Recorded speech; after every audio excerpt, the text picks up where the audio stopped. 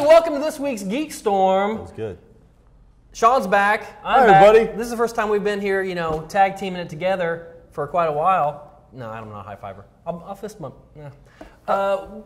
Hey, speaking of that, what? Boom, right off the bat, Vince McMahon just went from being a billionaire to a several times millionaire. That's right. WWE/WWF fans from the past, sure. The World Wrestling Entertainment Organization, right.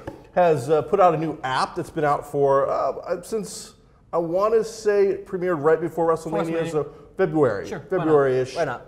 Came out. And what it was streaming app like a Roku kind of thing. Some of you get, computer-wise for your television, and it allows you to watch every pay-per-view ever made. Right. Watch all of the new pay-per-views as they came out for like $9.99 a month. Financially, for the consumer, a great deal. Oh, huge, great, crazy deal. Unfortunately, they just got to the end of the quarter or whatever. However, the WWE does the their numbers financials. came in. And Vince McMahon, the CEO, I used to have this much money. Lost $330 million in less than 24 hours. Him personally, not the company, but the company did lose money, obviously, because the stock went down. But since he owes an inordinate amount of stock, inordinate, not normal, an inordinate amount of stock, I like it.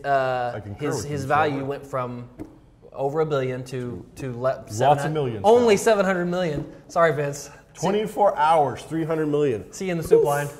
Gone. Yeah. How crazy is that? Too bad for rich people, I guess. Speaking of rich people, who's rich this week? We're all rich. I didn't win the lottery. I know I didn't even. I want to give a quick shout out to the guys over at Pizza Junkies. Yeah. It has become my new favorite pizza place. Wow. It is by far my favorite smaller owned kind of local do-it-yourself kind of guys. So the guys at Pizza Junkies, I'm a fat guy who happens to be a geek. And I love your pizza. That Chicago pizza you guys are doing, now I'm not going to lie, it's not quite as good as Giordano's that I go like all the way to Chicago to get. Right. But without taking a 3-hour trip, it's damn good. Wow. So thank you guys. We love you. Pizza. I've not had it yet. Hey, we're ready to hear live at Pepper Whistle. You know what? All over the place. Speaking of great food. Yeah. They're preparing it down there right now. We're going to make my breakfast. Pepper Whistle's great. Okay, if you've never been here, please come down here immediately. As soon as we're done here, they have an actual button that says Shawn on it. I am not joking. Boom, breakfast is served. What happens if somebody else pushes that button? They can have a Shawn. And you get paid for it? I don't get royalties. I let them have that one for free. Do you pay for it? No, I don't pay for it. No, hell no. Hell no. Hey, let's get back into entertainment, though. That's what people came for. It's basically a light What switch. do you want to talk about? The movie? Do you want to go to the movie, or do you want to hold off for a little bit? We're going to talk about X-Men, but I think we're going to hold it back for a little while because we all know that you value our opinions. So what else you got? Godzilla made a decent amount of money 7 people for out there such to a watch crappy this show. movie. Yes, Godzilla. It was not a crappy movie. It was not a good movie. Oh my goodness. Good movie, bad movie. I want to talk to you about this. Thank you. Good movie, bad movie. Good movie, bad movie. She hasn't seen it. I haven't seen it, but Well, we need to get some new geek staff. I'm telling you. All right, regardless, you guys did that last week. What do you got, Mike? TV, man. Woo! It's coming in. The end of every season. Stuff's getting renewed. Stuff's getting axed. Indie stuff's coming up. What do you got? One of our traditionally favorite shows is Supernatural. Although you've kind of gone off the way. You haven't watched it quite as much lately. I have found that I enjoy watching Supernatural through Netflix because Netflix has got to the point where that is an automatic, like as soon as the season's about to begin for the next season, the last season is there. I can watch it without, and this is a silly gripe, I don't like watching my tube with crap that's not supposed to be there.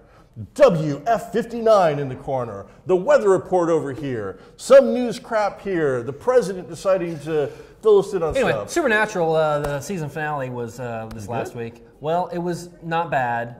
The best part about this season for me, huge thing. The best part about this season for me was they fought stuff that was supernatural. Well, no, the big bad. The big bad was Booger from Revenge of the Nerds.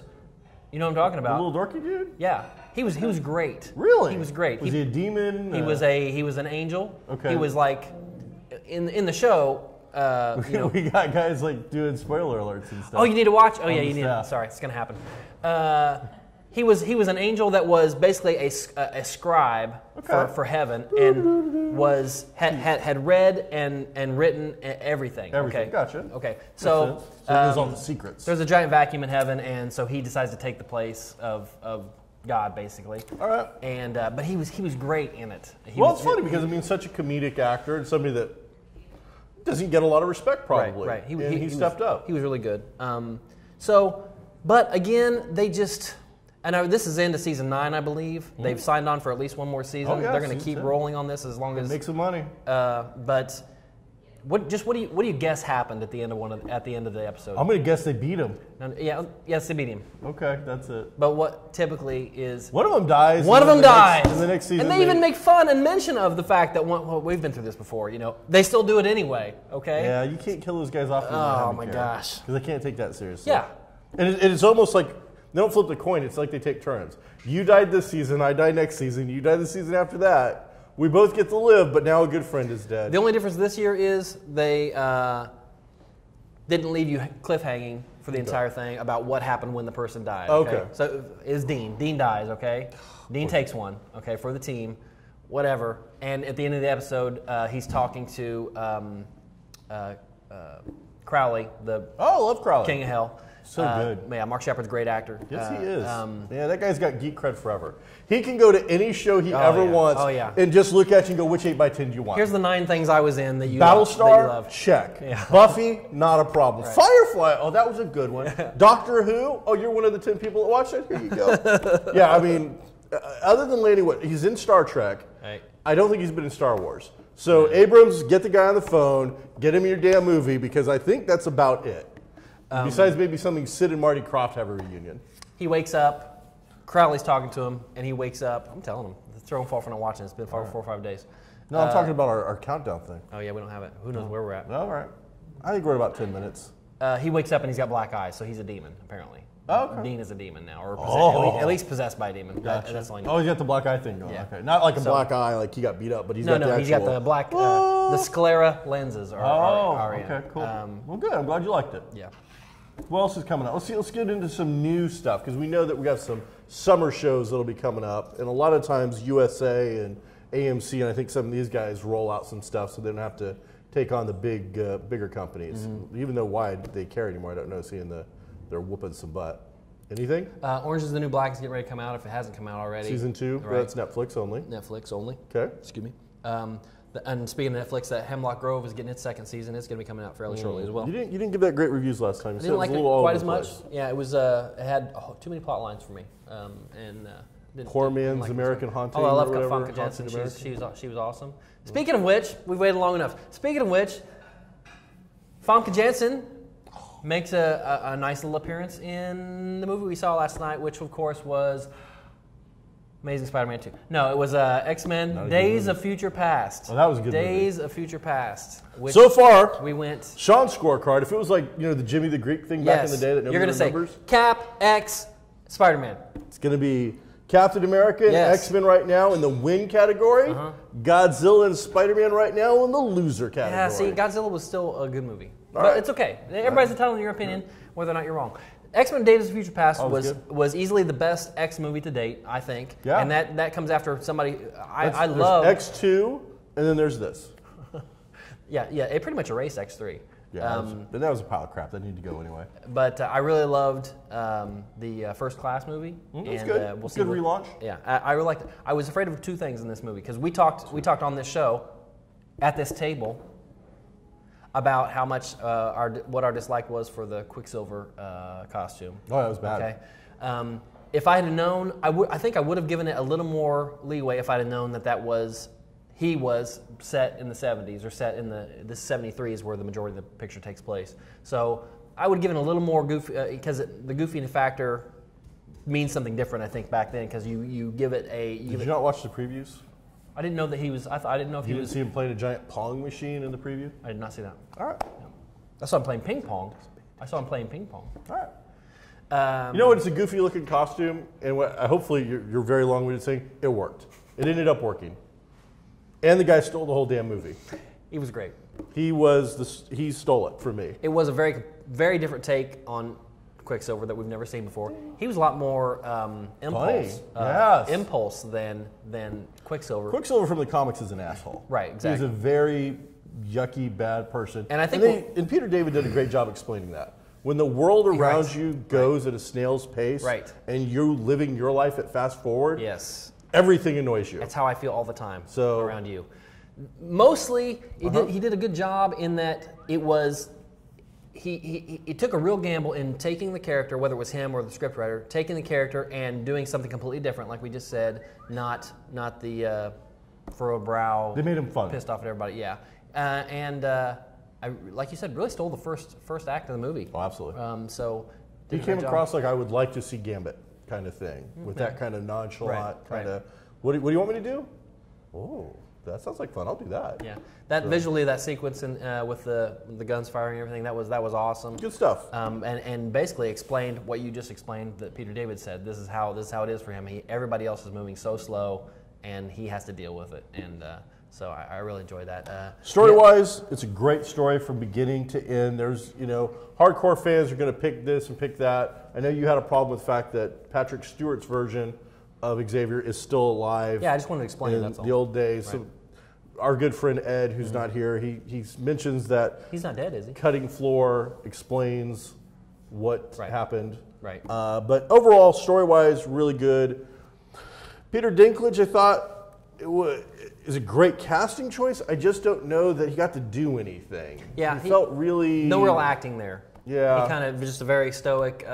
Nothing we didn't see any emotion. Now maybe in Game of Thrones he brings out a lot more. He's great in Game of Thrones. Is he? Yeah, all right. He gets to stretch his legs. He gets to do different emotions and everything. This Trask character, anybody could have done. Yeah. That was a star power casting for me. That was just something we need to get somebody that's recognizable and hot right now.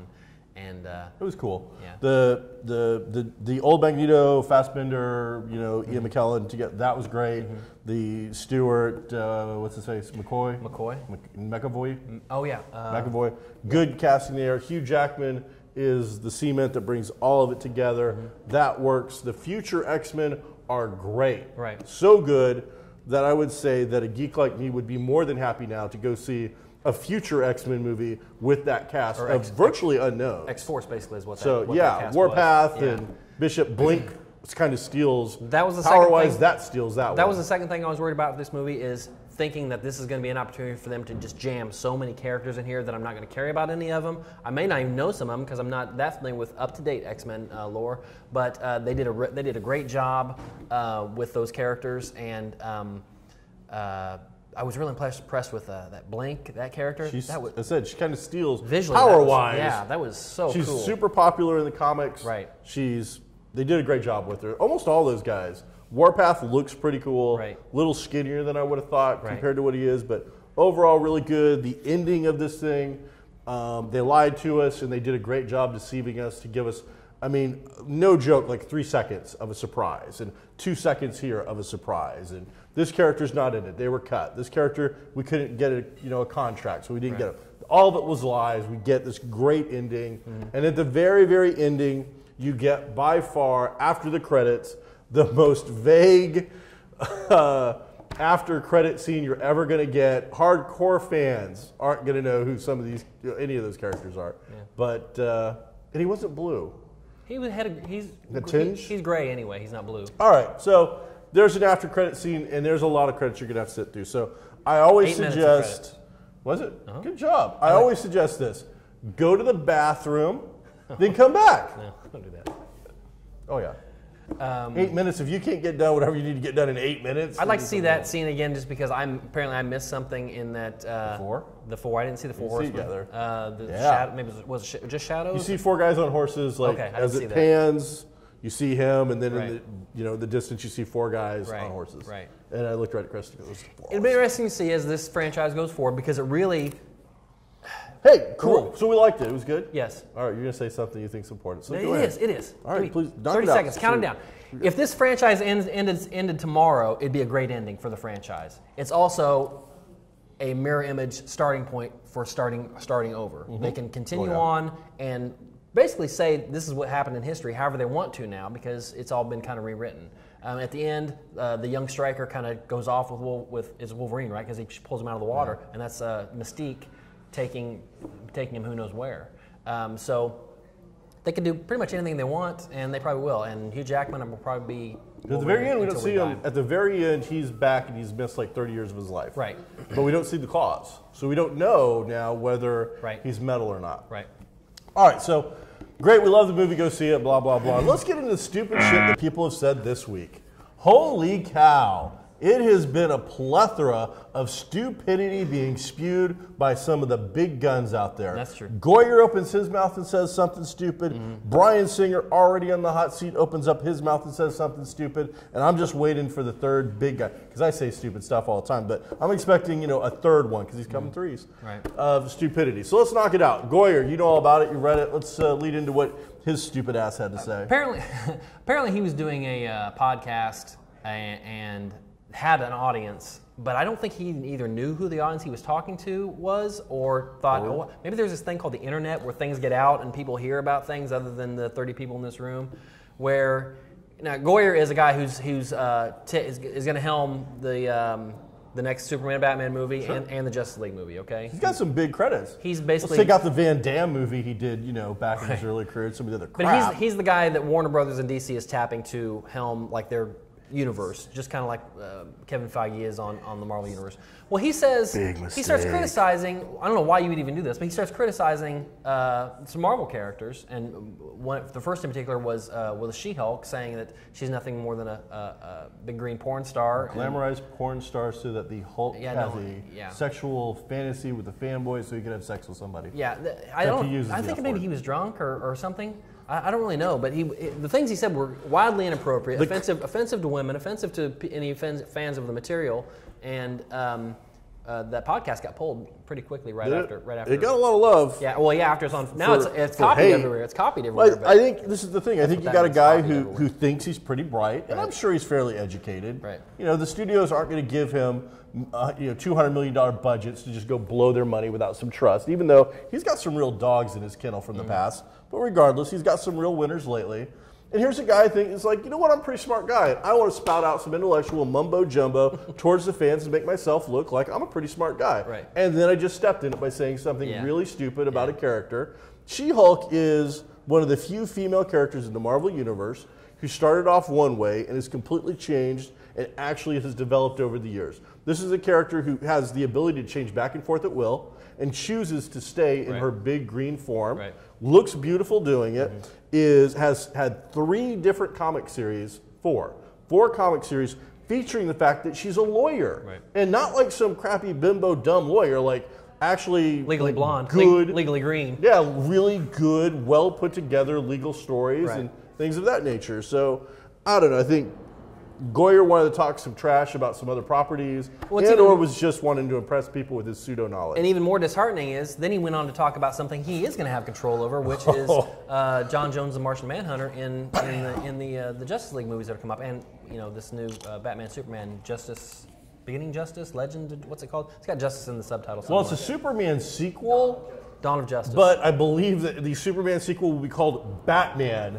Yeah, they shouldn't first. They really shouldn't call it a Man of Steel sequel. They shouldn't do that. So, yeah, that was kind of a dumb idea. But anyway, he goes on and on about his feelings about the Martian Manhunter and how ineffective he was and how unrealistic he was, and his use of his powers. And he's not going to be Martian. We're just going to call him Manhunter. And he just really disrespected whether or not that actually hits the screen or not. Piss all over it. Why do that in public? Martian Manhunter, for those who don't know, is the heart and soul of the Justice League of America. Always has been. Batman and Superman weren't traditionally part of the group. They didn't even officially. They might have been official members, but they had nothing to do with the first key issues whatsoever. It wasn't until much later. Yeah. This was a group about the other characters in the DC universe, because Superman and Batman didn't need a team book to get it. This was Black Canary, Martian Manhunter, those kind of characters. And to really just destroy the heart and soul of what is by far one of the most beloved members of that team. And the concept of his powers are unbelievable. So let me get this straight, pal, Mr. Goyer. Superman, guy from another planet, he is allergic to the rocks that made up his world. It's never made any sense to me whatsoever. Turns out I'm from Earth, and Earth rocks don't make me sick, Mike. That's weird. But whatever, Batman can get trained by ninjas and all this is believable, but another alien, he's completely, that doesn't make any sense. Yeah, I would imagine he got an email or a call the next day from somebody in Warner Brothers saying, shut up. You need to shut up now. Hey, Bryan Singer also said some stupid crap. I didn't hear about that yet. Really? All right, well, he came out and spouted out because all the fanboys are trying to, X-Men and compare it to the Avengers. And he made this big thing. Whoa, you can't compare the two. The Avengers are these multi-characters that everybody knows, and the most famous characters on the planet. And it actually says like Iron Man 3 times. Iron Man, Iron Man, Iron Man. And I just want to point out to Mr. Singer, as I do Mr. Goyer, you had Wolverine in your first X-Men movie like 15, 20 years ago, or I think it was the year 2000. So, 14 years ago. I own a comic book store, sir, and trust me, if we were to put up a picture of Wolverine versus Iron Man back then, you win. Yeah. Your entire team won. The X-Men are by far so much more popular than the Avengers ever were at that point in time that you could have crushed the competition. So really what it kind of sounds like is the asshat that comes out and says, hey, by the way, I didn't study for the test, and then gets an A the next day. So I'm like, you're full of crap. If you don't know how to handle your property, whatever, you should have stuck around instead of doing that really bad Superman movie and destroyed Brandon Routh's career or whatever. So I don't know. I'm really disappointed with him opening his mouth. And then on top of it, he's on the hot seat right now he's being accused of some inappropriate behavior. He's been flat out. He's been accused, I believe, of sexual abuse of children. I don't know about that. Anybody? Oh, our whole guy's back there. I believe right now there's a little scandal going around because if you've noticed, there's been nothing virtually with him supporting or talking about his big movie. Right. You haven't seen him out there doing the interviews or talking to anybody. And when he did just open his mouth, came off looking like an idiot. So right now I believe that there's a little Woody Allen kind of thing going on with him. So we'll see if he survives or not, but it appears there's a little more than one bad hat, Harry. So that's a joke about his thing. I get it. Yeah, boy, good. That is good stuff. I like it. Yeah. Don't touch little kids. Well, yeah, I think it's a good rule. Bad idea, pal. That's a good rule in life. So hopefully, you know what? I hope it's not true. But we'll see. It'll all come out eventually. Hey, what else you got? Because I got some stuff over here we talk about if you don't got anything. What do you got? Because I don't see any notes or anything. So I did. Well, I had a little crisis this morning, so I was starting to make my notes, and then the trash truck killed your house. Yeah, let's not talk about that. Okay. Until the check comes in. So, good movie last night. You didn't necessarily like Godzilla so much. We saw a great Guardians of the Galaxy trailer. Looks better and better. Can't wait to see it. When I see a little CGI raccoon creature alien adjust himself. Oh no, he's real. They trained a raccoon for this. That was awesome. Yeah. it was so cool. Good. And his lines are great. Yeah. I mean, they've nailed him pretty well. Yeah. I don't have a life expectancy or something like that, and some other stuff. So looks good. The effects look good. I'm excited. I'm more excited about this movie than I am about anything else this summer. So that's going to be the big one for me. We'll see. That I think it's going to make Chris Pratt. Is it Chris Pratt? I think it's going to make him. I think it's going to make him a household huge. Probably will. Probably will. He's a star maker. No, he's not a star maker. Well, okay. He's about to be a star, a big star. Sure. He's already a star, but I think he's. Household name. Yeah. He's going to get some action adventure parts. Yep. American James Bond. I might have something else to talk about, but go ahead with your comic, and then I'll see if I remember what it is. We've got some comics. I have my notes. All right, so DC's putting out a weekly right now. They're doing Batman Eternal, so every week we get a new Batman book. That's been pretty good. Marvel's big thing right now is Original Sin. We've got a little, the Watcher lives on the moon. He's there for all our big events. He just had his eyeballs ripped out. Somebody snuck up there, big mystery, and ripped his eyeballs out of his head. But really good. I mean, not that ripping eyeballs out's a good idea, but just really well put together. From the local guy right here, used to live in town, now he lives in Georgia. Jeremy Dell's got the newest issue of his book out called Skyward, so if you're into the local guys, check it out. Personally, for me, The Shadow from Dynamite, Midnight in Moscow was a good book. Howard Chaykin doing the writing, the drawing. Sexy Women, The Shadow, pulpy kind of goodness. Some good stuff there. And then the newest issue of Pathfinder #1. So you get your Dungeons & Dragons / Pathfinder fix, a good story, iconic characters. And then on top of it, if you're a gamer, it comes with a map to like a little tavern scene, which is usable in the game. Is there anything in there that will keep your entire party from getting wiped out at first level? Is there something in? Wait, no, because they split the party in this too. Okay. Do that, so. Okay. But it goes in and it gives you like some details of the city, and then gives you some stats and talks about stuff. So what I really love about the Pathfinder books, not only is it a fairly decent comic, but on top of it, if you're a fan of those things, there's a lot of extras in there that really are kind of cool. And then last up is the last broadcast from Archaea, kind of a funky, weird, hard to read book, but I enjoyed it. Magician fakes his own death back in the 30s. The current day people are trying to figure out if he's alive, if he's dead. A little bit of that Catch Me If You Can mixed with the comic book and years and blah, blah, blah. There you go. Okay. What else you got? I can't think of anything else. All right, so we have got from Modifius. What? Modifius? Wow. Modipius? Modifius? Sure, why not? Modifius Entertainment has put out Achtung Cthulhu. That's German. The idea is it's Call of Cthulhu done in World War II. Okay. So you're playing, the secret agents and the allies and the different people in World War II trying to deal with the Nazis as they introduce Lovecraftian concepts. Really good production quality, a high-end book, and they're doing it from two different styles of play, two different rule sets. So you can play with the traditional Call of Cthulhu rules, which has been around for like 30-plus years in the Hall of Fame for gaming, or you can play with the newer set, Savage Worlds, which I know that our producer is getting ready to do some stuff with, maybe, because he's been working on it for like a year, and maybe he'll have something, maybe he won't. But either way, they've got two new books out. You get a cool little ribbon to mark your bookmark spot there. Nice. Anytime you put a ribbon in a book, you're going to win an award. So this will be winning some awards this year. I didn't know that. Oh yeah, I'll remember that. You got the Investigator's book, so you can learn how to make your characters and do that stuff. So who knows? Maybe we'll get to play these in the future. Really good production quality, though. I've read and seen some stuff with it. Top notch. I'm really impressed with it. And Chaosium doesn't have direct involvement with it, so they can't screw it up too badly. That's what I got. You got 4 minutes. Okay, 4 minutes. The convention season is in full swing. Last week you went to Appleseed up north. And Motor City Con. And Motor City Con. I went to Motor City Con.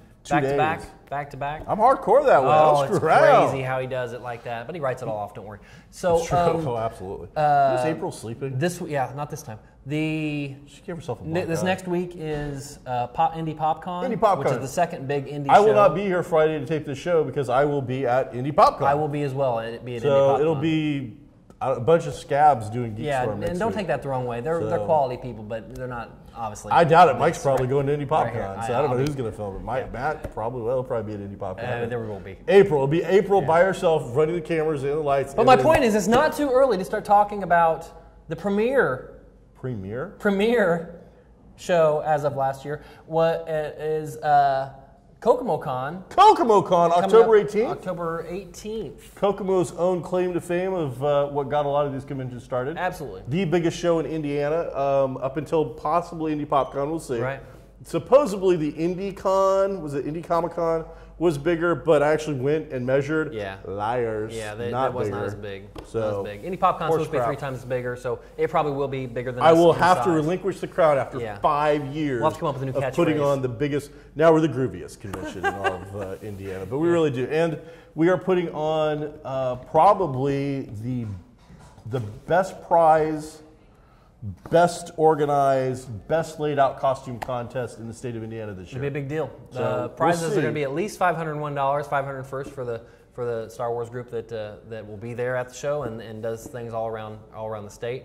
And we are still looking for sponsors to get that number up. We would like to get to about $1,000 in cash and prizes. Right, it's a big deal. These conventions we've been going to, that we've been talking about, we've been to at least 2 big ones so far this year, and a couple other smaller ones. But just more and more costumes everywhere you go. It seems like a good 20 to 30% of the attendees are dressed up in some way or another. So yeah, I mean, you've got the TV show out there now and other stuff. That's getting ready to start more, again. So is it really? Yeah. All right. I think so 27th. Maybe. Some cool stuff going on. KokomoCon. We've got. We just got off of Geek Night here at Pepper Oh, this place was full. Yes, it was. There was like 40 or 50 people here playing games, playing board games, card games, eating delicious food. The third Wednesday of every month, you can head out to Pepper Whistle and check out Geek Game Night. Third Wednesday. First Friday's coming up here, I think, in 2 weeks. So some great stuff. Yep. That's it. I'm done. I'm out. You done? GeekStorm. That's GeekStorm for this Pep week. Whistle, We won't Shawn see you Hilton, next week. Maybe Thomas somebody will Q. be here giving you, their version. The We take the cameras down. We can do B team. We can like do the interviews like all the other geeks now. All the little podcasts with their crap. Maybe they won't. Maybe Why did you guys set that up? Why can't we take a field trip? I don't know. All right, talk to your boss. See if we can get that okay. We'll film it down there. All right, we'll see you next week. Shawn Hilton, Mike Harrison, GeekStorm. We're out.